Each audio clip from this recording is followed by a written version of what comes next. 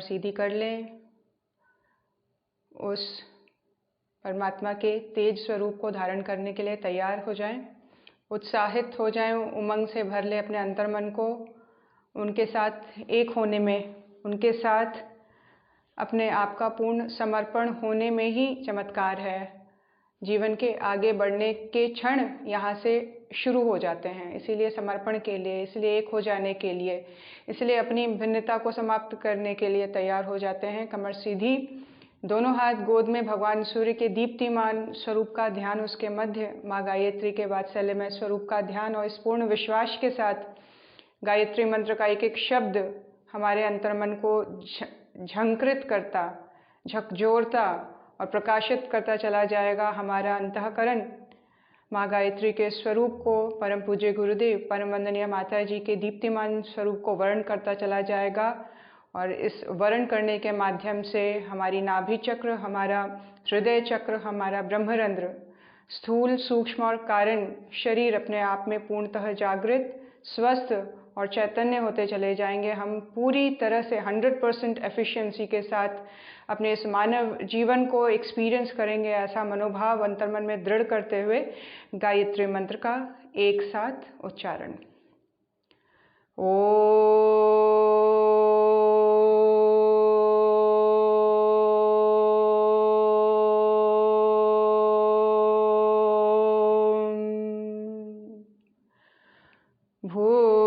भूर्भुवः स्वः तत्सवितुर्वरेण्यं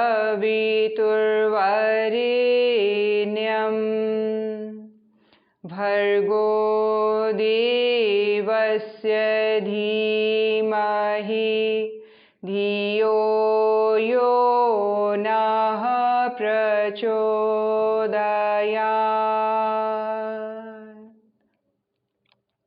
जैसा कि हम लोगों ने लास्ट समरी में पढ़ा, अभी सुना दीदी से भी, कि किस प्रकार पिछले जन्मों के प्रारब्ध स्वरूप चीज़ें कितनी डिफ़िकल्ट होके कई बार लाइफ में आ जाती हैं और व्यक्ति बिल्कुल विचलित हो जाता है, क्योंकि वो जहाँ तक उसकी मेमोरी काम करती है वो अपने इस प्रेजेंट जन्म को ही देख समझ पाता है और ये नहीं जान पाता है कि इतना बड़ा कष्ट मेरे जीवन में क्यों आया है। ये समर्थ गुरु होता है जो उसके मन को किस तरह से समझा देता है और वो इस चीज़ को एक्सेप्ट कर लेता है कि निश्चय कहीं ना कहीं ये मेरे ही द्वारा बोए गए बीज हैं जो आज कांटे बनकर मुझे चुभ रहे हैं। और इस चीज़ की एक्सेप्टेंस जीवन में उस कर्म प्रारब्ध को जल्दी से काट लेने की या हल्के में निकल जाने की एक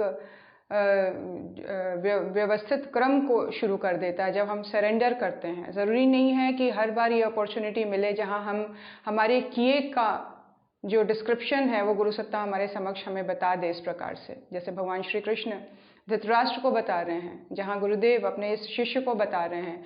हमेशा ये अपॉर्चुनिटी सबको नहीं मिल पाएगी, लेकिन इस बात को समझ लेना, इस बात को पूरी तरह से गहराई से आत्मसात कर लेना कि अगर गुरु है हमारे जीवन में और उनके होते हुए अगर कुछ बड़े कष्ट कठिनाइयों से जीवन को गुजरना पड़ रहा है, तो इस बात की निश्चिंतता रखिए अपने जीवन में कि गुरु के होते अगर मेरे जीवन में इस प्रकार का कोई भी उपक्रम चल पड़ा है जो कष्टदायक है, जो दुख देने वाला है, जो मुझे अच्छा नहीं लग रहा है, निश्चय ही ये मेरा कुछ अपनी क्रिएशन है जो इस फॉर्म में मुझे अब मिल रही है।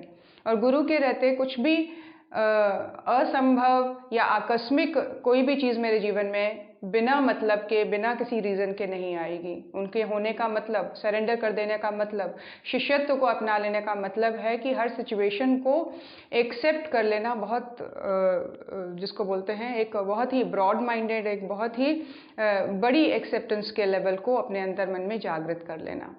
और एक्सेप्टेंस के साथ साथ सरेंडर करने का भाव कि गुरु सत्ता सब संभाल लेगी। और ग्रेटफुल रहना, थैंकफुल रहना, थैंकफुल और ग्रेटफुल रहने में बहुत बड़ा रहस्य है। आइए इस बात को हम स्वाध्याय के इस क्रम के बाद डिस्कस करेंगे, थैंकफुल वाले डिस्कशन को। अभी हम शुरुआत करते हैं। गुरु सत्ता आज हमें बता रही है चित्त के संस्कारों की चिकित्सा।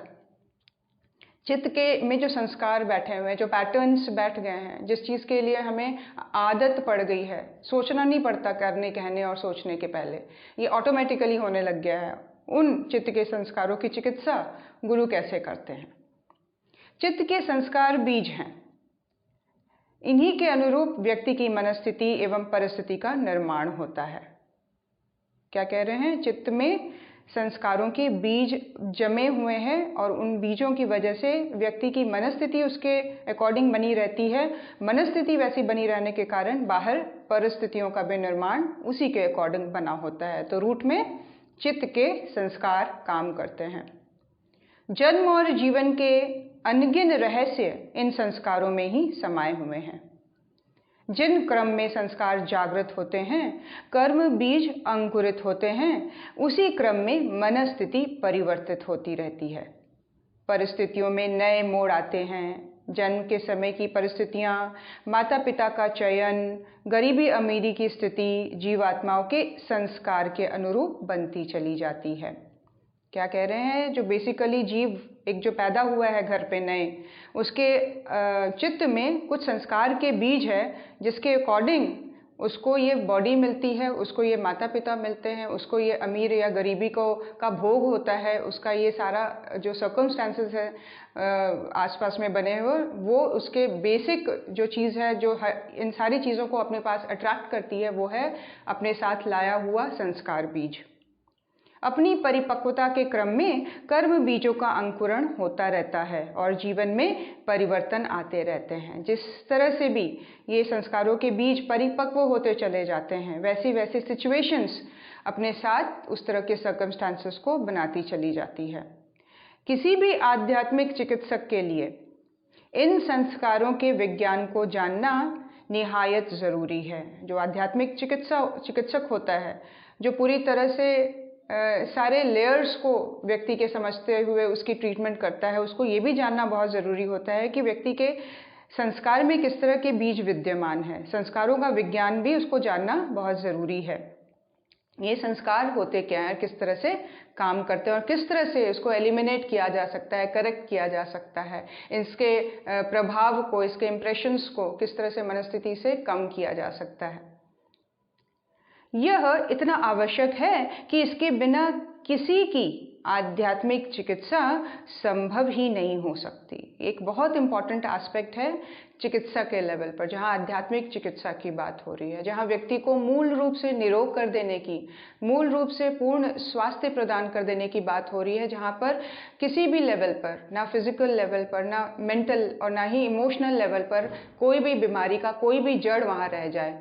आमूल चूल परिवर्तन का जो एस्पेक्ट है आध्यात्मिक चिकित्सा के थ्रू है और इसका बहुत इंपॉर्टेंट जो फीचर है वो है संस्कारों का उन्नयन, संस्कारों का परिमार्जन, संस्कारों को एलिवेट करना, उनको शुद्ध करना, उनको प्योरीफाई करना। ये एक सफल आध्यात्मिक चिकित्सक को जानना बहुत ज़रूरी है। इसके बिना आध्यात्मिक चिकित्सा संभव ही नहीं। किसी भी व्यक्ति का परिचय उसके व्यवहार से मिलता है। इसी आधार पर उसके गुण दोष देखे जाने और आंके जाते हैं, है ना। हम किसी के भी लोग से जब हम मिलते हैं तो क्या चीज़ छू जाती है हमारे अंतर्मन को? बेसिकली जो बहुत पहला इंप्रेशन जो चीज़ अच्छी लगती है वो सामने वाले का व्यवहार, और व्यवहार अच्छा होता है तो मन पर उसका व्यक्तित्व पूरी तरह से छा जाता है और इसी आधार पर उसके गुण और दोष देखे जाने, उसको आंकने का उसके ऊपर लेबल एक लग जाता है कि वो फलाना तरह का व्यक्ति है, वो ऐसी है, वो ऐसा है। तो व्यवहार जो है उसके अंतर्मन को रिफ्लेक्ट करता है।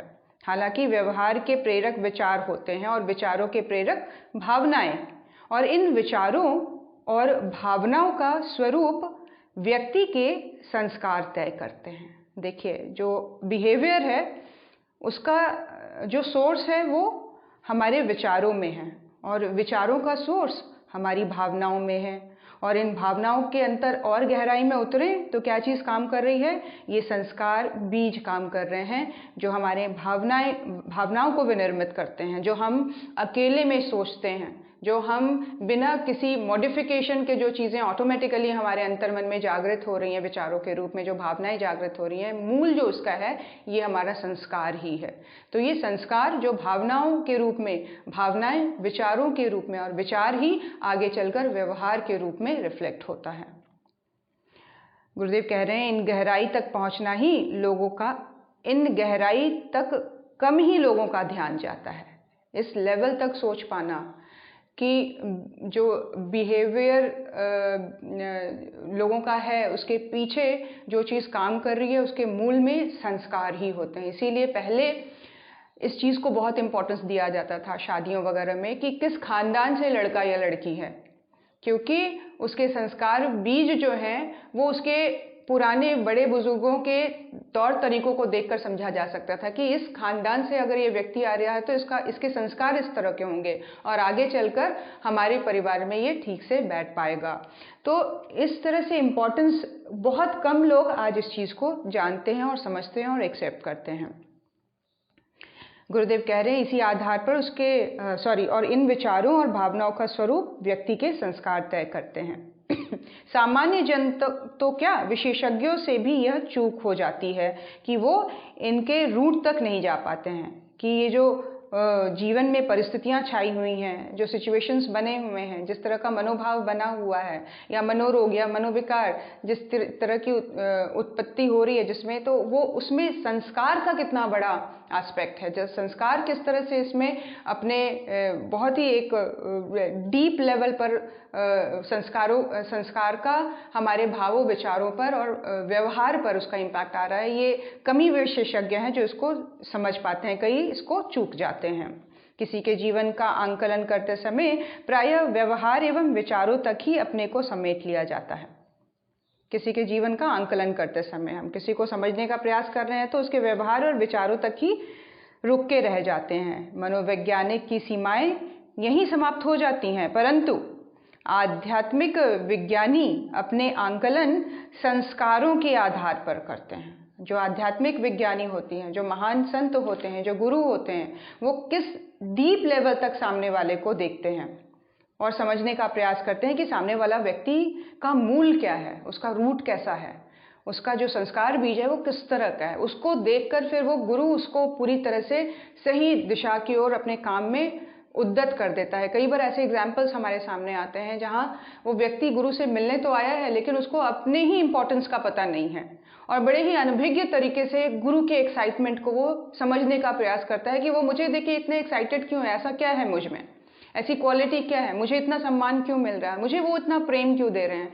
हम अपने ही बारे में कई ऐसी चीज़ें नहीं जान पाते हैं जो कि एक बहुत ही सफल चिकित्सक, आध्यात्मिक चिकित्सक, साक्षात भगवान का स्वरूप गुरु उस चीज़ को देख पाता है और उसके इम्पोर्टेंस को समझ पाता है और उस तरह से फिर उसको कल्टीवेट करने लग जाता है अपने पास रखकर, उसको नए संस्कारों से और भी ज़बरदस्त पावरफुल एनर्जी से उसके एंटिटी को ओतप्रोत करता चला जाता है, उसके व्यक्तित्व को भरता चला जाता है। तो एक जौहरी की तरह वो सामने वाले के संस्कार को बहुत ही मूल और जड़ को बहुत ही गहरे रूप से, तात्विक रूप से सामने वाले जीव को समझ लेता है और उस पर काम करना शुरू कर देता है। गुरुदेव कह रहे हैं मनोवैज्ञानिकों की सीमाएं यहाँ समाप्त हो जाती हैं, परंतु आध्यात्मिक विज्ञानी अपनी आंकलन संस्कारों के आधार पर करता है। उनका मेजरमेंट की शुरुआत ही इसी लेवल पर होती है कि सामने वाले का संस्कार देखा जाए। वो सामने आए व्यक्ति के कपड़े, शक्ल, सूरत, उसके पैसे नहीं देखते, वो देखते हैं इसमें संस्कार जो बीज रूप में मौजूद हैं, जो इसके भावों के द्वारा परिलक्षित हो रहे हैं, इसके विचारों के द्वारा जो रिफ्लेक्ट हो रहे हैं, वो मूल जो स्वरूप है इसका वो कैसा है।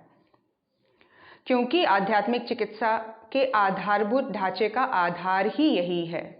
जो आध्यात्मिक चिकित्सा है वो इसी पर बेस्ड है कि संस्कारों के लेवल पर ही ट्रीटमेंट की शुरुआत होती है। बेसिक प्लेटफॉर्म ही यही है कि संस्कारों को ही परिमार्जित किया जाता है, उसी को एलिवेट किया जाता है। ध्यान रहे, व्यक्ति इन अतल गहराइयों तक प्रवेश भी वही कर पाते हैं जिनके पास आध्यात्मिक दृष्टि एवं शक्ति है। वहाँ तक जा पाने की, वहाँ तक समझ पाने की, वहाँ तक अपनी पहुँचा पाने की, अपनी क्षमता को वहाँ तक यूज़ कर पाने की दक्षता एक सशक्त आध्यात्मिक गुरु में ही हो पाता है, जो इस तरह की बहुत जो गहराई में प्रवेश कर सके, संस्कारों के गहराइयों में प्रवेश कर सके। आध्यात्मिक ऊर्जा की प्रबलता के बिना यह संभव नहीं हो सकता।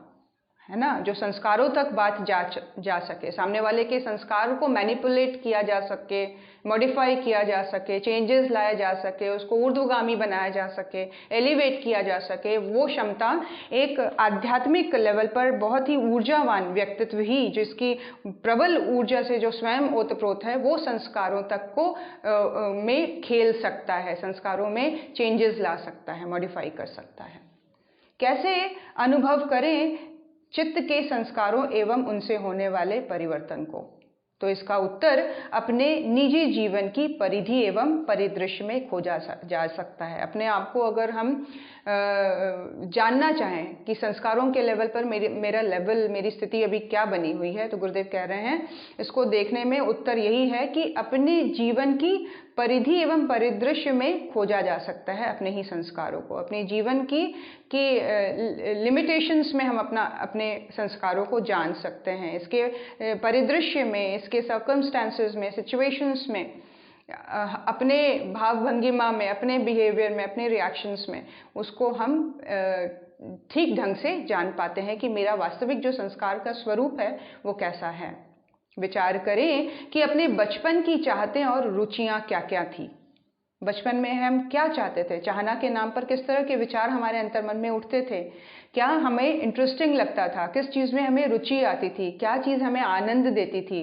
किस तरह की चीज़ों को करने में हमें आनंद आता था? रुचियाँ कैसी थी? चाहते कैसी थी? बचपन में आकांक्षाएं और अरमान हमारे क्या क्या थे? किस तरह के एम्स को लेकर हम आगे बढ़े? किस तरह से हम फोकस्ड, अनफोकस्ड, जिस भी तरह से रहे, क्या परिस्थिति थी? और परिस्थितियाँ कैसी थी? आसपास की परिस्थितियाँ, सिचुएशंस, अमीरी गरीबी, पेरेंट्स का अच्छा होना, बुरा होना, रिलेशंस में प्यार मिलना, नहीं मिलना, ये सारी चीज़ें गुरुदेव कह रहे हैं संस्कारों का ही रिफ्लेक्शन है। हमारे खुद के लाए हुए कर्म संस्कार इस तरह से रिफ्लेक्ट होते हैं। हमारी इच्छाएं उस अकॉर्डिंग बनती चली जाएंगी। हमारे अरमान, हमारी आकांक्षाएं, हमारी परिस्थितियां हमारे ही संस्कारों को रिफ्लेक्ट करती हैं। इन सवालों की गहराई में उतरेंगे तो ये पाएंगे कि परिस्थितियों का ताना बाना प्रायः मनस्थिति के अनुरूप ही हुआ था। जैसा हमारा मन की स्थिति थी, वैसी ही हमारी परिस्थिति बनती चली जा रही थी। अगर इस सवालों को हम गहराई से जानना चाहें कि मैं चाहती क्या थी, मैं चाहता क्या था जब मैं छोटा था, तो मेरे बचपन में क्या चीज़ मुझे बहुत ही प्रिय लगती थी, किस तरह के खेल, किस तरह की चीज़ें, किस तरह की किताबें, किस तरह के पिक्चर्स, किस तरह के फ्रेंड्स, किस तरह का बातचीत, किस तरह का माहौल, किस तरह का पहनावा, किस तरह का खान पान, किस तरह के लोगों के साथ बैठना। तो हर लेवल पर हम एक तरह से इंट्रोस्पेक्ट करते हैं तो हम देखते हैं कि ये वास्तविक जो चीज़ें हैं, ये वास्तविक रूप से हमारे संस्कारों का ही रिफ्लेक्शन है।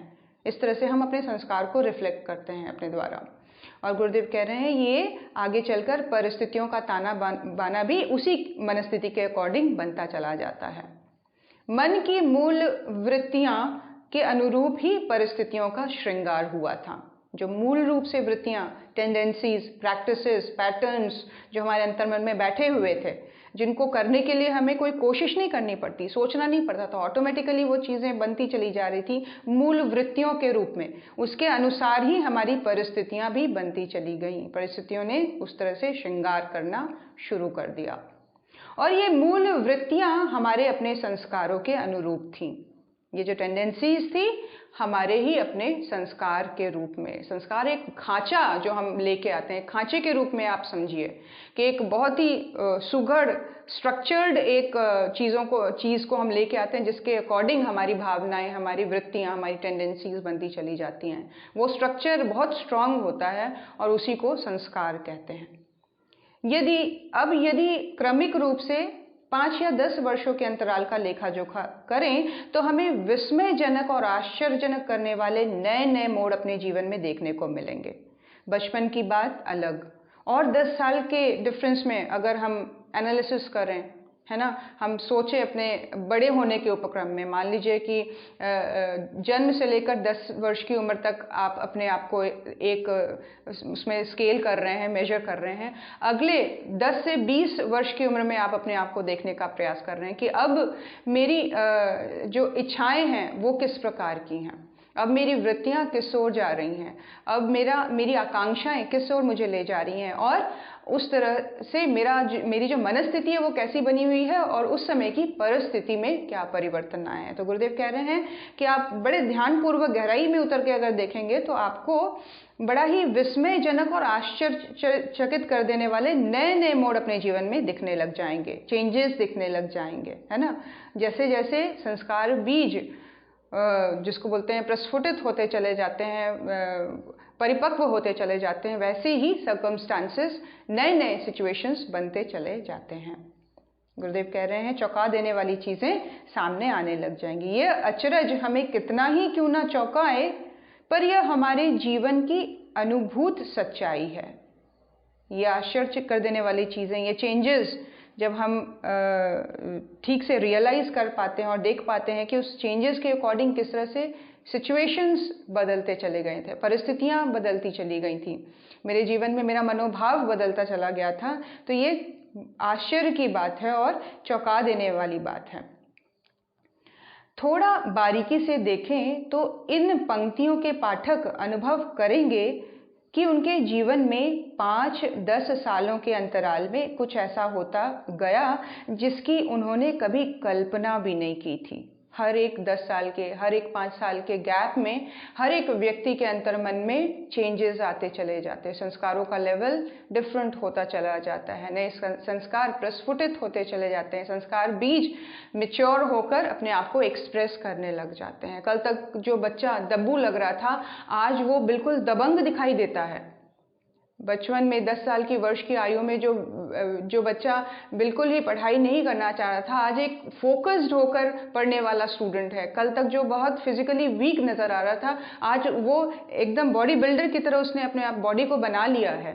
तो क्या है ये अंतःकरण जिस तरह से संस्कार बीज के मैच्योर होने के साथ साथ अंतर्मन में परिवर्तन आते चले जाते हैं। बाहर की परिस्थितियां उसके अकॉर्डिंग, गुरुदेव कह रहे हैं, बहुत सुंदर शब्दों का प्रयोग किया उन्होंने कि परिस्थितियां उसके अकॉर्डिंग श्रृंगार करने लग जाती हैं। हमारे खुद के मनोभाव मैच्योर होते चले जाते हैं, प्रस्फुटित होते चले जाते हैं, परिपक्व होते चले जाते हैं।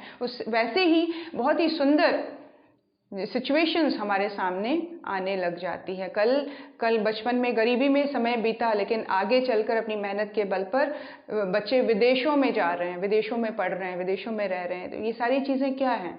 ये खुद के संस्कार बीज जैसे जैसे जो बोए थे वो मैच्योर होते चले गए और चीज़ें सिचुएशंस के रूप में मैनिफेस्ट होती चली गईं। तो इसमें कहीं कोई आश्चर्य की बात नहीं है। लेकिन ये जो अंतराल है, गुरुदेव कह रहे हैं, हर एक मनुष्य के जीवन में 10 साल में, 20 साल में ये चेंजेस रिफ्लेक्ट होते हैं। आज हम स्वयं को खुद देख सकते हैं कि आज 10 साल पहले जो मैं थी, आज वो मैं नहीं हूँ। इस चीज़ को पूरी तरह से डीपली हम फील करते हैं।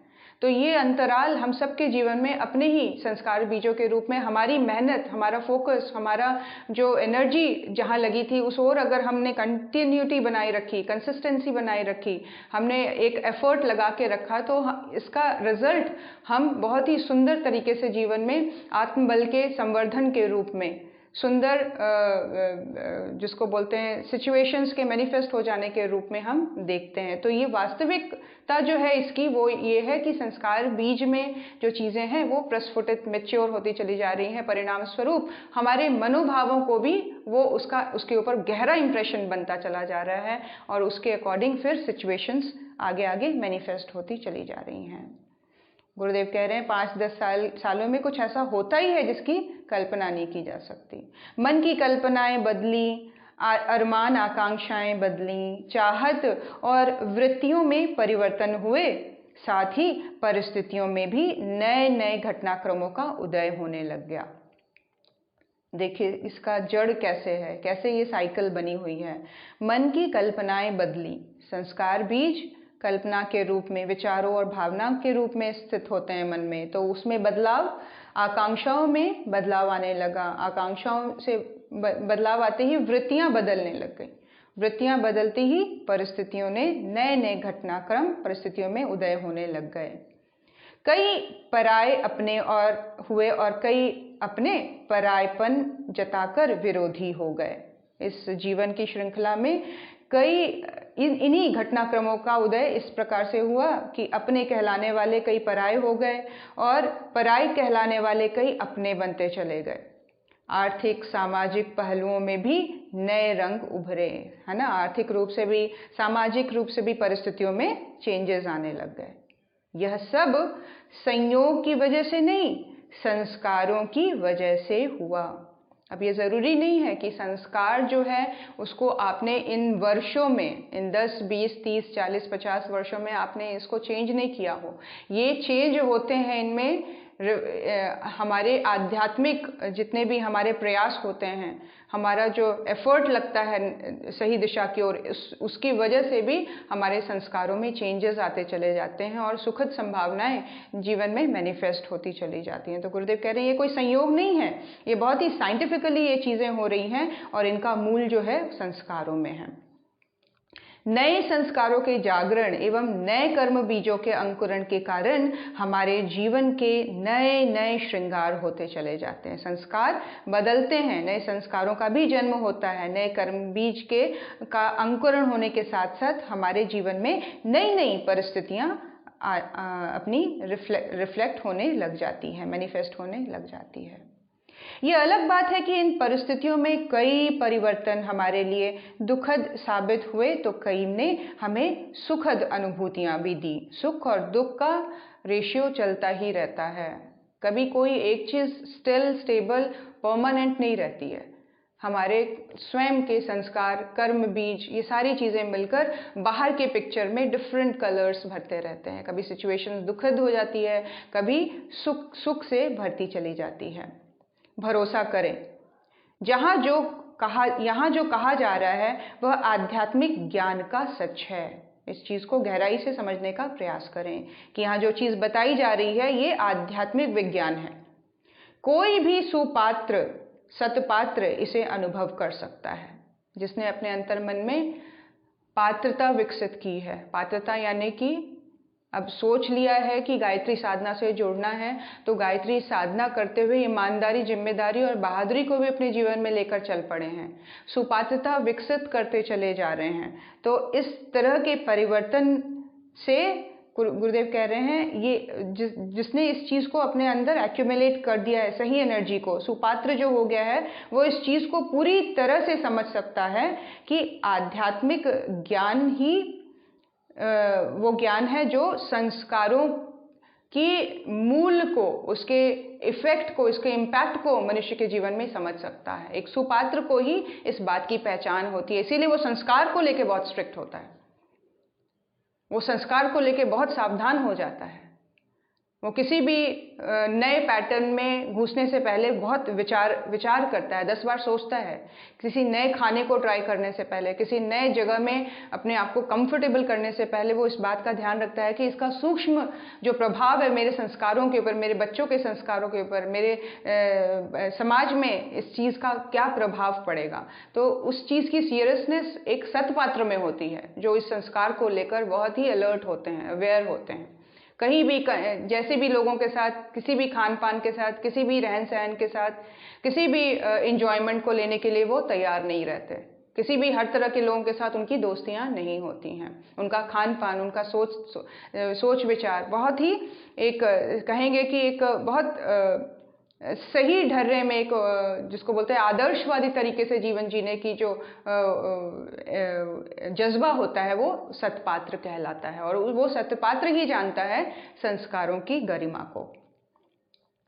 गुरुदेव यहाँ बता रहे हैं, यदि आपको इस पर भरोसा हो रहा है तो इस सच्चाई पर यकीन करें कि संस्कारों की तह तक पहुंचकर इसका उत्खनन करके दुखद संस्कारों से छुटकारा पाया जा सकता है। बहुत इंपॉर्टेंट लाइन है। क्या कह रहे हैं गुरुदेव? सबसे पहले तो उन्होंने ये बताया कि जो सुपात्र होगा, सतपात्र होगा, वो इसके इंपॉर्टेंस को अनुभव करेगा। और यदि आपको इस पर भरोसा हो रहा है, अगर थोड़ा सा भी किंचित आपको एक बिलीफ जग रहा है, संस्कारों का बीज किस तरह से हमारे भावनाओं, हमारे विचारों, हमारे व्यवहार पर और आगे चलकर परिस्थितियों को क्रिएट करते हैं, मैनिफेस्ट करते हैं, तो किस तरह से मूल रूप से, जड़ रूप से देखा जाए तो जीवन रूपी वृक्ष का जड़ संस्कार है। और संस्कार को सही तरह से सींचना, सही अच्छे खाद से उसको पूरी तरह से पल्लवित, पुष्पित करना कितना ज़रूरी है, क्योंकि उसके स्ट्रांग होने की वजह से बाकी जो लाइफ के एस्पेक्ट्स हैं वो बहुत सुंदर होते चले जाएंगे। गुरुदेव बता रहे हैं यहाँ पर कि यदि आपको इस पर भरोसा हो रहा है तो इस सच्चाई पर यकीन करें कि संस्कारों की तह तक पहुंचकर इनका उत्खनन करके दुखद संस्कारों से छुटकारा पाया जा सकता है। अपने कुछ पैटर्न्स हैं भाई, मेरी ये जो वृत्ति बनी हुई है, जो मेरी ये टेंडेंसी बनी हुई है, हम खुद अपने लेवल पर अपने आप को समझते और जानते हैं, और उसका अगर हम उत्खनन करें, कोयला निकालने के लिए डीप जाना पड़ता है और वहाँ खुदाई करनी पड़ती है। ठीक वैसे ही अंतर्मन की गहराइयों पर में गहरे उतरने पर, अंतर्मन में गहरे उतरने पर, संस्कारों के लेवल पर, विचारशीलता के, भावनाओं के स्तर पर जब हम बहुत गहरे उतरते हैं और बहुत ही स्थिर और दृढ़ होकर अपने आप को देखने और समझने का प्रयास करते हैं, तो हम इस जड़ तक पहुंच पाते हैं जहां दुखद संस्कारों से छुटकारा पाने की संभावनाएं मौजूद हैं। वहाँ तक पहुँच पाने की जो उसमें हम कुछ मैनिपुलेशन कर पाते हैं, कुछ चेंजेस ला पाते हैं, कुछ प्रार्थना के द्वारा, कुछ उपासना के द्वारा, कुछ समर्पण के द्वारा, ये सारी चीज़ों के द्वारा, बहुत सारे प्रैक्टिसेस के द्वारा हम ये उत्खनन का जो है वो सिलसिला शुरू हो जाता है। हाँ, और हम इन पैटर्न से, जिसको बदल पाना एक जन्म में संभव नहीं है, लेकिन गुरु की कृपा क्षण मात्र में ही संस्कार बीज को पूरी तरह से गला देती है। इसीलिए गुरुदेव कह रहे हैं, जब इच्छा इस चीज़ को समझने की प्रबल हुई है अंतर्मन में, संस्कारों का साइंस आप जानना चाहते हैं और कुछ थोड़ा बहुत भी अगर बिलीफ सिस्टम आपका जागृत हुआ है इस ओर, तो मानिए मेरी बात को कि अगर आप थोड़े से भी गहरे उतरेंगे तो आपके अंदर वो क्षमता आएगी जहाँ ये पैटर्न्स से, जहाँ इन वृत्तियों से, जहाँ इन प्रैक्टिसेस से आप बहुत आसानी से मुक्त होते चले जाएंगे, जो आज की डेट में हमें दुख दे रही हैं। क्योंकि कहीं ना कहीं हमारा विवेक जागृत हो गया है, हमें सही गलत की पहचान हो गई है, और अपने ही अंतर्मन में ये जो कांटे के रूप में उठा हुआ संस्कार है, ये हमें ही चुभ रहा है। अब इसको उखाड़ने के लिए बहुत गहरे उतरने की आवश्यकता है, समर्पण करने की आवश्यकता है, भावनाओं के स्तर पर परिष्कृत होने की आवश्यकता है। तो वो एबिलिटी आ जाती है जहाँ हम संस्कारों से युद्ध करना शुरू कर देते हैं, उसको मिटाने की क्षमता हमारे अंतर्मन में जागृत होने लग जाती है। और सुखद संस्कारों को प्रबल बनाया जा सकता है। जो सुखद संस्कार हैं, कुछ ऐसे संस्कार हैं जो आपको हायर एनर्जीज की ओर, आपकी जो इनर बॉडी की एनर्जी है उसको ऊपर की तरफ ऊर्ध्वगामी बनाती है। कुछ ऐसे संस्कार है जहां आपको अच्छा पढ़ना, अच्छा देखना, सिंपल खाना, सिंपल तरीके से लाइफ को जीना अच्छा लगता है। कुछ ऐसे संस्कार बीज हैं जहां आपके अंदर बहादुरी है। कुछ ऐसे संस्कार बीज हैं जहां आपके अंदर जिम्मेदारी के लिए बहुत सीरियसनेस है। तो वो सारे सुखद संस्कार जो हैं वो और भी, जिसको बोलते हैं पावरफुल होते, प्रबल होते चले जाते हैं इन प्रैक्टिसेस से। डीप में अपने आप को देखना, डीप में अपने आप को जानने का प्रयास करना, थम जाना, रुक जाना, प्रेजेंट में, इस क्षण में बैठ जाना, इसमें गुरुदेव कहते हैं वो पॉसिबिलिटीज़ हैं जहां हम संस्कारों से बहुत ही आसानी से हम एलिवेट हो सकते हैं, या ये कह लीजिए कि संस्कार बीज गल सकते हैं। यानी कि आध्यात्मिक प्रयोगों की सहायता से बुरी मनस्थिति एवं परिस्थिति से छुटकारा पाया जा सकता है। 100% श्योर, इस चीज़ को मान के चलिए। संस्कारवश अगर गलत खाने की प्रैक्टिस होने की वजह से या अनगढ़ तरीके से जीवन जीने की वजह से अगर आज शरीर दुर्बल है, कमज़ोर है, बीमार है, निश्चित जानिए कि आप अगर आध्यात्मिक प्रयोग के साथ जुड़े रहेंगे, आप शांति कुंज के रूटीन के साथ जुड़े रहेंगे, आप सुबह गुरुदेव के दिव्य वाणी में 3 शरीर का अगर ध्यान करना शुरू कर देंगे, आप इस बात को लिख लीजिए कि 40 दिन के अंदर आप पूर्ण स्वस्थ महसूस करेंगे, ना सिर्फ शारीरिक बल्कि विचार और भावनाओं के स्तर पर भी। यानी कि जो इम्पैक्ट आ रहा है वो कहाँ आ रहा है? संस्कार बीजों पर। तभी हमारा शरीर भी ठीक होता चला जा रहा है, हमारे विचार भी अलाइन होते चले जा रहे हैं, हमारी भावनाएं भी उस एनर्जी के साथ एक होती चली जा रही है। तो ये जितने भी प्रैक्टिसेस हैं, सुबह का ध्यान, दोपहर का ज्योति अवतरण, शाम का नाद योग, ये सारी चीज़ें हमारे कारण और स्थूल के ऊपर गहरा इम्पैक्ट करती हैं, जो हमारे संस्कार के ऊपर कुठाराघात करते हैं। और यहाँ पर दोनों काम एक साथ चल पड़ता है। नेगेटिव संस्कार एलिमिनेट होते चले जाते हैं और पॉजिटिव अपने आप प्रबल, बलवती, शक्तिशाली होते चले जाते हैं। ये पॉसिबल सिर्फ और सिर्फ भारतीय ऋषियों द्वारा दी गई आध्यात्मिक प्रयोगों के द्वारा ही संभव है। इस तरह से आध्यात्मिक प्रयोग बने हुए हैं जिनका आक्रमण कुसंस्कार के बीजों के ऊपर होता है और जो संवर्धन सुसंस्कारी बीजों के ऊपर करने लग जाते हैं। विश्वास करें, यह प्रायोगिक सच है। अनेकों ने अनेक तरह से इसे अपने जीवन में खरा पाया है। कई ऐसे साधक हुए हैं जिन्होंने अपने आध्यात्मिक प्रयोगों के द्वारा अपने संस्कार बीजों से मुक्ति पाई है। ये प्रयोग सच हैं, इसको पूरी तरह से खरा पाया गया है। बस इसके लिए आपको किसी आध्यात्मिक चिकित्सक का संग साथ चाहिए। अब ये देखिए कि आपके जीवन में क्या कोई आध्यात्मिक चिकित्सक हैं? अगर नहीं समझ में आ रही हैं तो अपने गुरु की ओर देखें। पंडित श्री राम शर्मा आचार्य, माता भगवती देवी शर्मा, स्वयं साक्षात ईश्वर गुरु रूप में हमारे जीवन में आया है। और किसकी वेट है? और क्यों उदास रहे हैं, और क्यों डर के रहे हैं, और क्यों निराश रहे हैं, और क्यों हम किसी भी तरह के भय से अपने जीवन को आक्रांत रखें?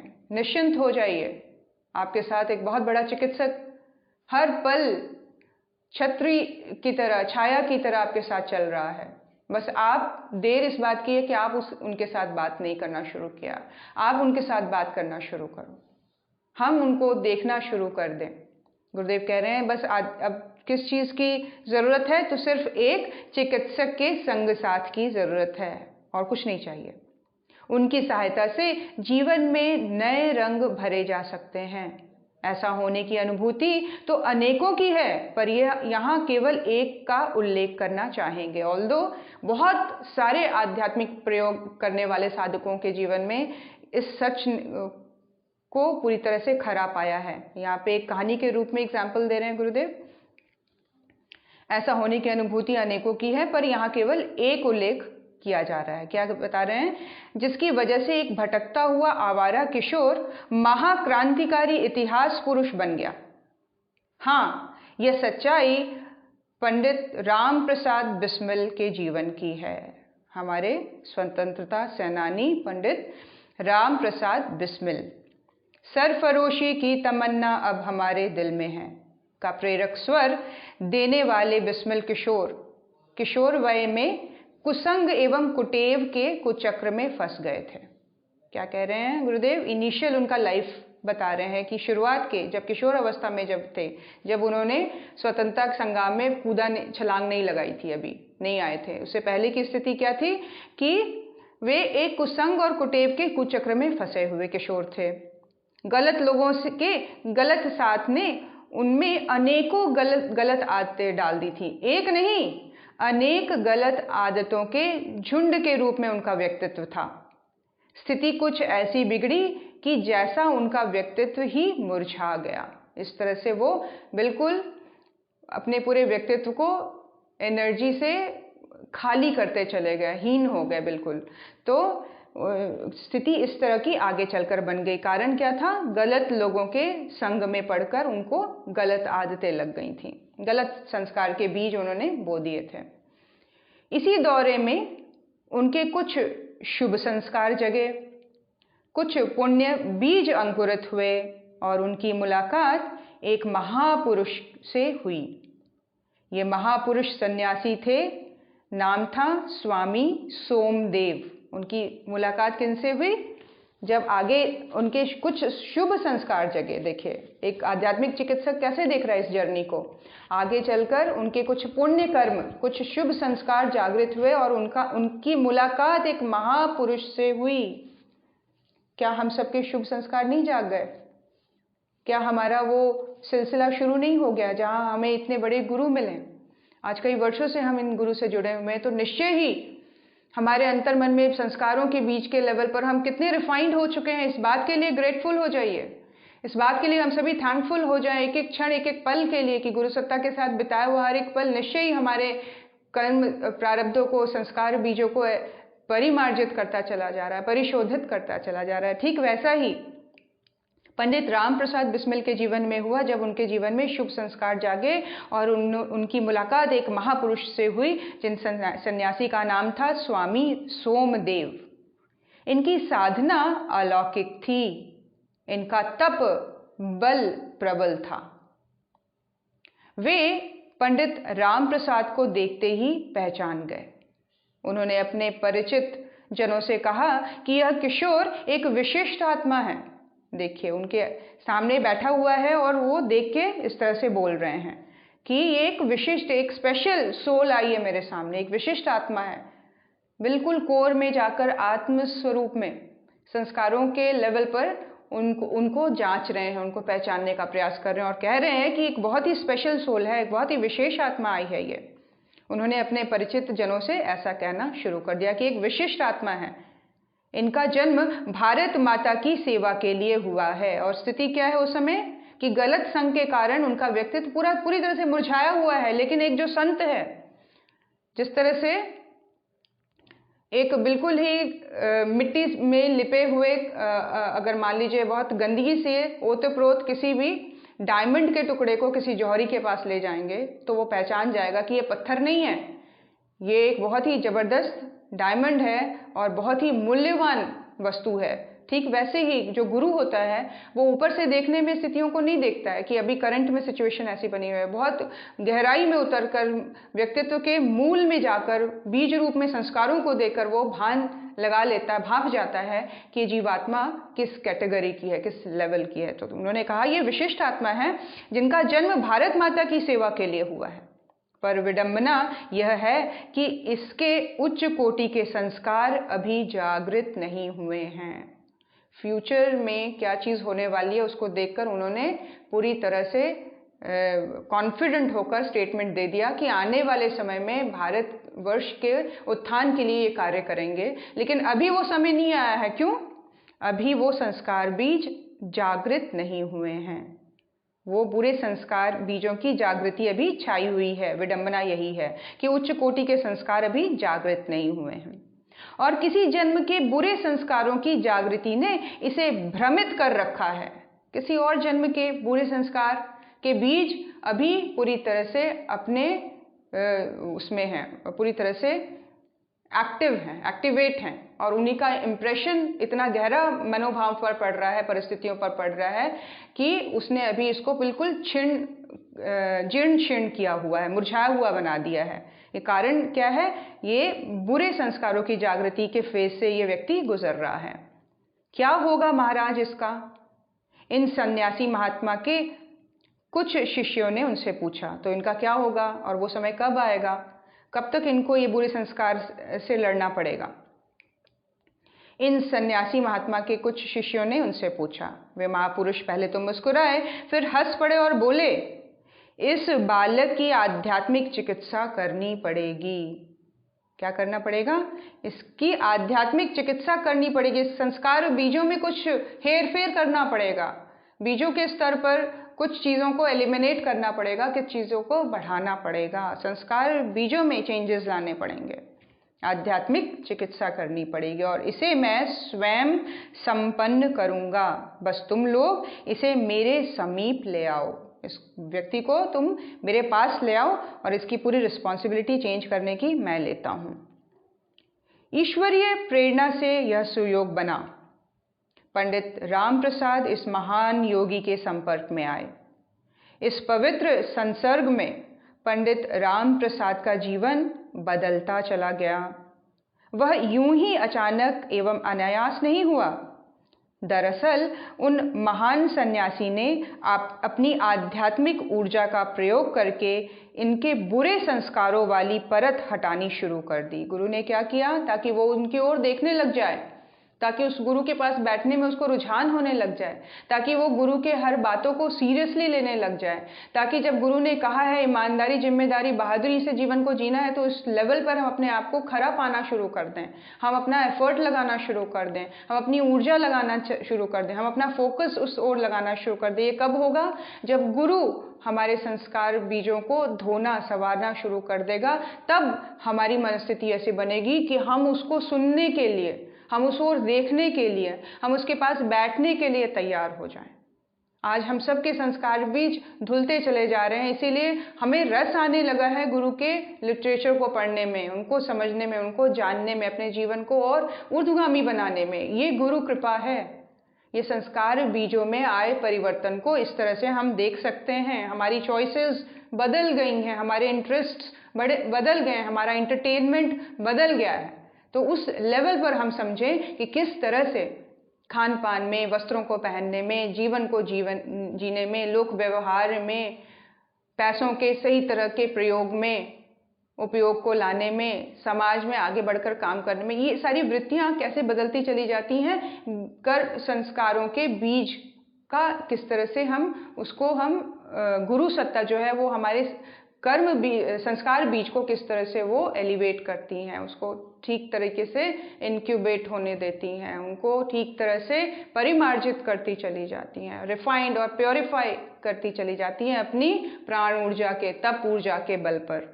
इसीलिए जब गुरु ने ऐसा करना शुरू किया तब उसके मन में, राम प्रसाद बिस्मिल जी के मन में बड़ा ही आकर्षण पैदा हो गया गुरु के प्रति। उनका जो बोलना था, उनका जो कहना था, उनके व्यक्तित्व को वो बदलता चला गया। एक तरह से वह अदृश्य ढंग से अपनी आध्यात्मिक दृष्टि एवं शक्ति का प्रयोग करते रहे।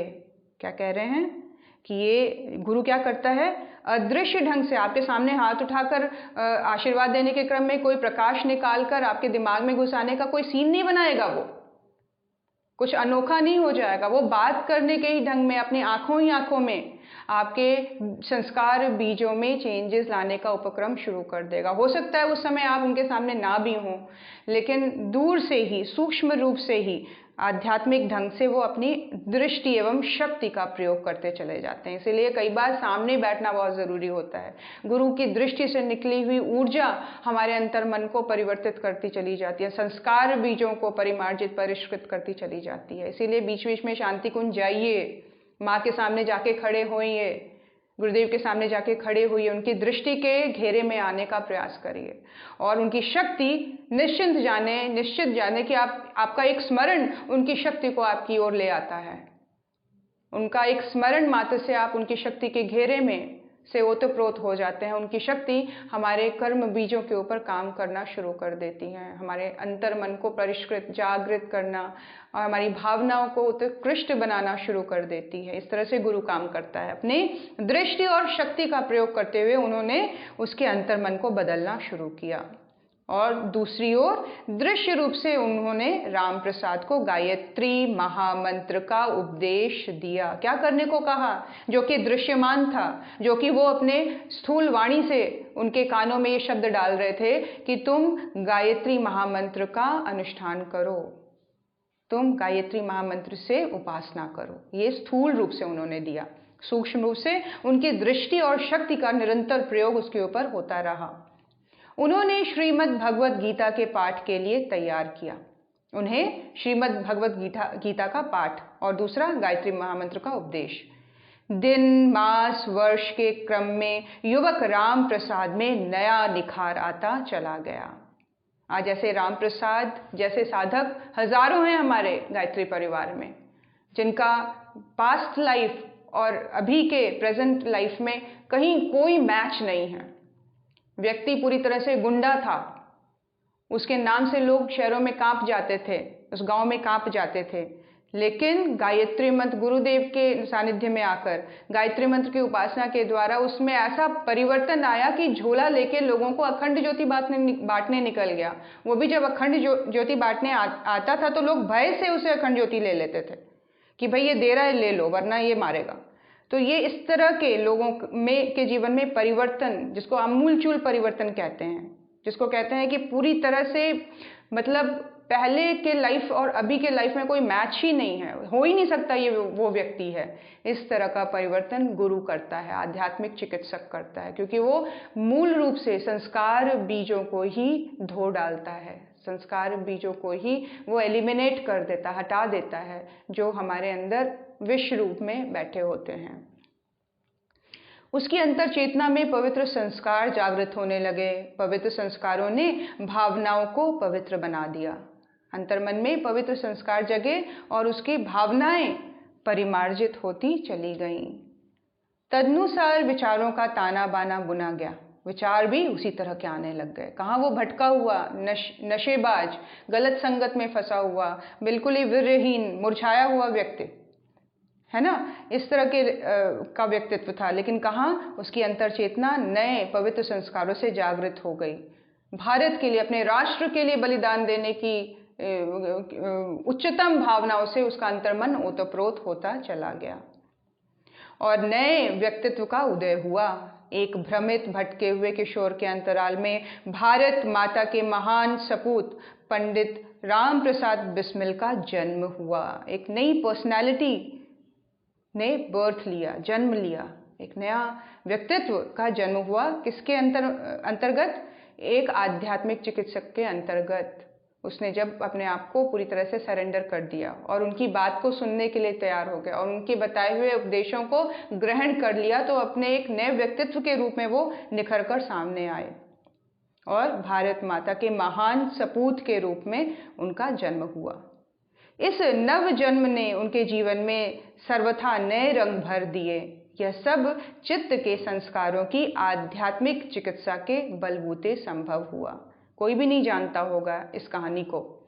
सभी जानते हैं कि अपने राम प्रसाद बिस्मिल एक बहुत बड़े फ्रीडम फाइटर थे, लेकिन वास्तविक रूप से अगर देखा जाए कि उनको इस दिशा की ओर अग्रसर किसने किया, ऐसी वृत्तियों का जागरण किसने करवाया, ऐसी मनोदशा कैसी बनी कि उनकी इतनी जबरदस्त परिस्थिति बनती चली गई आगे चलकर, इतने महान योद्धा के रूप में उन्होंने अपने जीवन को स्थापित किया। तो ये क्या था? मूल रूप से एक महान चिकित्सक, महान गुरु के अंतर्गत समर्पण कर देना, छोड़ देना और उनके उपदेशों के प्रति सीरियसली आगे बढ़ते चले जाना, उसको लेकर सीरियसनेस के साथ आगे बढ़ते चले जाना।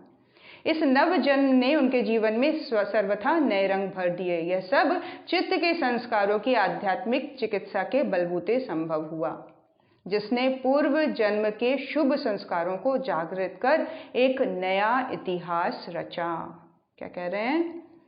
कि उनके शुभ संस्कारों की आध्यात्मिक चिकित्सा के बलबूते गुरु ने उनके पूर्व जन्म के शुभ संस्कारों को जागृत किया और परिणाम स्वरूप एक नया इतिहास रच गया उनके द्वारा। बहुत ही गहराई से समझने वाली बात और बहुत ही अपने आप से पूछने वाली बात कि हमारे साथ फिर गुरु के जुड़ने का मतलब क्या है। परम पूज्य गुरुदेव, परम वंदनीय माता जी हमारे जीवन में है, तो इसका मतलब किस तरह से वो हमारे साथ कार्यरत हैं, किस तरह से उनकी दृष्टि और शक्ति का प्रयोग निरंतर हमारे जीवन में होता चला जा रहा है और स्थूल रूप से बताए हुए चीज़ों को लेकर हम कितने सीरियस हैं। उन्होंने गायत्री मंत्र की उपासना के लिए बोला है। उपासना, साधना, आराधना, ये तीन चीज़ों को हमारे जीवन में, हम सबके जीवन में बहुत इम्पॉर्टेंट तरीके से उन्होंने लेने के लिए कहा है। उस चीज़ के लिए हम कितने सीरियस हैं, गुरु के बताए हुए उपदेशों के प्रति हम कितने खुले हुए हैं, कितना समर्पण है हमारे जीवन में, ये इस बात के लिए वो रहेगा कि फिर उनकी एनर्जी, उनकी शक्ति सूक्ष्म रूप से कितने प्रभावशाली ढंग से हमारे संस्कार बीजों पर काम कर पाएगी। हम आलसी रहेंगे, हमने कभी सुना नहीं सुना, हम इतने बड़े गुरु की शक्ति को कभी आने दे रहे हैं, कभी नहीं आने दे रहे हैं, कभी अच्छा लग रहा है, कभी नहीं अच्छा लग रहा है, कभी और किसी गुरु को की ओर आगे बढ़ रहे हैं। तो ये सारी चीज़ें व्यतिरेक का काम करती है, ब्लॉकेजेस बना देती हैं। एक कंटिन्यूस जो गुरु एफर्ट लगाना चाह रहा है वो हम होने नहीं देते हैं, तो फिर हमारे संस्कार बीच परिवर्तन होने में भी टाइम लेने लग जाते हैं। ये प्रोसेस जो है ट्रांसफॉर्मेशन का, ये स्लो होने लग जाता है। इसीलिए हम अगर पूरी तरह से दृढ़ हो जाएं, हम उनके उपदेश को पूरी तरह से अपने जीवन में स्ट्रॉन्ग लेवल पर लेकर चलें कि ये 3 काम तो मुझे सुबह उठ के पहले कर लेने हैं, बाकी का काम सारा दिन होता रहेगा, सोने का काम, खाने का काम सारा दिन होता रहेगा। लेकिन इनिशियल लेवल पर गुरु के उपदेश को इम्पोर्टेंस, प्रायोरिटी देनी, और जहाँ हम प्रायोरिटी देने के लिए हम उनकी ओर देखने के लिए तैयार हो जाते हैं, उनकी शक्ति, उनका प्रवाह, उनकी दृष्टि हमारे ऊपर पड़ने लग जाती है। आइए गुरु सत्ता के चरणों में नमन करें, उनसे वो शक्ति, वो सामर्थ्य मांगे कि गुरु को देखने की, उनको समझने की, उनको जान पाने की, उनको आत्मसात करने की, ताकि वो हमारे संस्कार बीजों में चेंजेस ला पाए, ट्रांसफॉर्म कर पाए, हमारे नए मनोवृत्तियों का जागरण हो, सुखद मनोवृत्तियों का, भावनाओं का जागरण हो, वृत्तियों का जागरण हो। ऐसी प्रार्थना गुरु सत्ता के चरणों में नमन। ओम नमोस्त्वनंताय सहस्त्रमूर्तये सहस्रपादाक्षिशिरोरुबाहवे सहस्रनाम्ने पुरुषाय शाश्वते सहस्रकोटियुगधारिणे नमः। सहस्रकोटियुगधारिणे नमः। ओम श्री गुरुदेवाय नमः। माता भगवते नमः। दादा गुरुदेवाय नमः। परम पूज्य गुरुदेव, परम वंदनीय माता जी के आशीर्वाद को लेने का गहरा भाव अपने अंतर्मन में दृढ़ करें। गुरु सत्ता के साथ एक होने का, उनके होने का अपने जीवन में, और हर बार हम ग्रेटफुल रहें। गुरुदेव, आप हमारे जीवन में हो, इसके लिए मैं कैसे आपको धन्यवाद करूं? कैसे आपने मुझे अपने आप से जोड़ कर रखा हुआ है। आप नहीं होते तो क्या होता? आपके होने को मैं पूरी तरह से फील कर पाऊँ, आपके होने के इम्पोर्टेंस को मैं पूरी तरह से अपने जीवन में अनुभव कर पाऊँ, ऐसी मनस्थिति हमारे अंतर्मन में जागृत होती चली जाए। ऐसा भाव दृढ़ करते हुए जीवन के हर एक एस्पेक्ट के लिए थैंकफुल हो जाइए। थैंकफुल हो जाइए कि हम हेल्दी हैं, हम हॉस्पिटल में नहीं बैठे हुए हैं। थैंकफुल हो जाइए कि दिमाग अच्छे से काम कर रहा है, सही बातों के लिए एफर्ट लगा हुआ है जीवन में। थैंकफुल हो जाइए कि हमारे अच्छे पेरेंट्स हैं, हमारे जो भी जैसे भी पेरेंट्स हैं, हमारे लिए वो बहुत ही रिस्पेक्टफुल हैं। हम उनको रिस्पेक्ट दें, बड़ों को हम उनके लिए थैंकफुल रहें। उनकी कितनी मेहनत रही होगी हमें बड़ा करने में, हमें ठीक से खिलाने पिलाने में, हमें एजुकेट करने में। थैंकफुल, हर एक चीज़ के लिए थैंकफुल। और इसको रूटीन में मत लाइए। कोई भी चीज़ अगर रूटीन में आ जाती है तो बोरिंग हो जाती है। रूटीन में सही तरीके से दिल से एक भाव निकलने का उपक्रम चल पड़े, थैंकफुलनेस फॉर एवरीथिंग। सही मायने में रियल ग्रैटिट्यूड को शो करने के लिए। खुश अगर जीवन में होना चाहते हैं, हम सही मायने में खुशी को पाना चाहते हैं, तो हम सिर्फ और सिर्फ थैंकफुल होना सीखें। जो है जीवन में उसके लिए थैंकफुल रहें। शरीर अच्छा है, दिमाग अच्छा है, कान काम कर रहा है, शब्दों को सुन पा रहे हैं, थैंकफुल हो जाइए। आँखों को देख पा रहे हैं, आँखों से देख पा रहे हैं, ये संसार दृश्यमान है हमारे लिए, अंधकार में नहीं है, किसी भी तरह की प्रॉब्लम नहीं है, देख पा रहे हैं। आंखों के लिए थैंकफुल, ये अच्छे से काम कर रहे हैं, इनके लिए थैंकफुल। बॉडी अच्छे से काम कर रही है, इसको टच करें और पूरी तरह से इसके लिए, इसको बोले शाबाशी देते हुए, थैंकफुल हो जाएं इसके लिए, इसको धन्यवाद करें। इसका एक एक रोम रोम को, कण कण को, एक एक डीएनए को, एक एक सेल को थैंकफुल करें कि ठीक से काम कर रहे हैं तो मेरा सब कुछ ठीक से, मैं, क्योंकि शरीर के बिना तो कुछ भी करना पॉसिबल नहीं है। आप एग्जिस्ट करते हुए भी कुछ नहीं कर पाओगे अगर शरीर ठीक नहीं है। तो ये शरीर को हमेशा धन्यवाद करें। हम कुछ नहीं कर पाएंगे इस शरीर के बिना, हम कुछ नहीं कर पाएंगे आंखों के बिना, हम कुछ नहीं सुन पाएंगे। कितने सुंदर सुंदर म्यूजिक सुन लेते हैं हम कभी कोई, कितने मज़ेदार जोक्स सुन के हम लोग हंसते हैं कानों की वजह से। कानों के लिए थैंकफुल, हर एक चीज़ के लिए थैंकफुल, है ना। तो हम किस लेवल तक अपना ग्रैटिट्यूड शो करें संसार के लिए। सबसे पहले तो गुरु, इतने बड़े गुरु जिनको हमने कभी मांगा नहीं था। ये तो एक इंसिडेंट हुआ, किस तरह से हम जुड़ते चले गए। किसी ने अखंड ज्योति दी, किसी ने कोई किताब पकड़ाई, हमें अच्छी लगी और हम शांति कुंज चले गए और हम गुरु से जुड़ गए। तो गुरु ने हमें अपने पास बुलाया, हमने तो इसके लिए एफर्ट भी नहीं लगाया है। उस महान गुरु को, इस प्रबल, जिसको बोलते हैं गुरु की तपस्या को अगर आप देखेंगे तो उसे तपस्वी आज उसके ऐसा कोई भी नहीं है। उन्होंने अपने तप के द्वारा हम सबके जीवन को सुंदर सुखमय बनाया है। उन्होंने अपने तप को डाला है हमारे अंतर्मन में, हमारे कर्म अकाउंट में उन्होंने अपने तप को इनिशिएट किया है, तभी हमारा जीवन सुखद हुआ है। हर पल हर क्षण उस गुरु के लिए ग्रेटफुल रहें, अपना ग्रैटिट्यूड शो करें, थैंकफुलनेस शो करें उनको, है ना। इतना सुंदर दिमाग, इतना सुंदर हर एक चीज़, क्या चीज़ नहीं है जिसके लिए ग्रेटफुल नहीं होना चाहिए हमें। आप हर एक चीज़ के लिए देखें, नल खोलते हैं पानी आ जाता है, ग्रेटफुल रहें। कहीं दूर घड़े लेके नहीं जाना पड़ रहा पानी लेने, या पानी नहीं आए तो कैसा हो जाएगा जीवन। पानी के लिए थैंकफुल, शावर लेते हुए थैंकफुल हो जाएं। हर लेवल पर, हर चीज़ के लिए, आसमान के लिए, हवा के लिए, सूर्य के लिए थैंकफुल हों। और ये थैंकफुल होने में आप देखेंगे आप कितने लाइट हो गए हैं। सही मायने में मन से निकालें, सोचे ज़रा आज एक पल के लिए भी, अगर आँख नहीं होगी अगले क्षण तो जीवन कैसा हो जाएगा। कान नहीं अगर काम करेगा अगले क्षण तो जीवन कैसा हो जाएगा। छोटी छोटी चीज़ें, अंगूठा नहीं काम कर रहा होगा, सिर्फ अंगूठा, तो आप कैसे किसी चीज़ को होल्ड करेंगे। थैंकफुल रहिए हर एक चीज़, हर एक पार्ट के लिए, पूरी बॉडी के लिए। हर लेवल पर अपने आप को जब हम भरा पूरा महसूस करते हैं तो जीवन में बहुत सारी नई पॉसिबिलिटीज़ खुलनी शुरू हो जाती है। गुरु दे पाता है, गुरु के देने का कार्य आरंभ हो जाता है जब हम बोलते हैं हम संतुष्ट हैं, हम पूर्ण हैं, हम पूरी तरह से भरे हुए हैं। तब एक नया उपक्रम जीवन में शुरू होता है। आइए आगे के क्रम में भारतवर्ष के लिए जगत गुरु होने की प्रबल प्रार्थना, हर एक भारतीय अंधकार से प्रकाश की ओर, मृत्यु से अमृत की ओर, अज्ञान से ज्ञान की ओर आगे बढ़े। ऐसी प्रार्थना उच्च स्वर में एक साथ। ओम असतो मा सद्गमय तमसो मा ज्योतिर्गमय मृत्योर्मा अमृतं गमय। ओम शांति शांति शांति सर्वारिष्ट सुशांतिर्भवतु। दोनों हाथों को रगड़े, मस्तक पर लगाएं, हृदय स्थान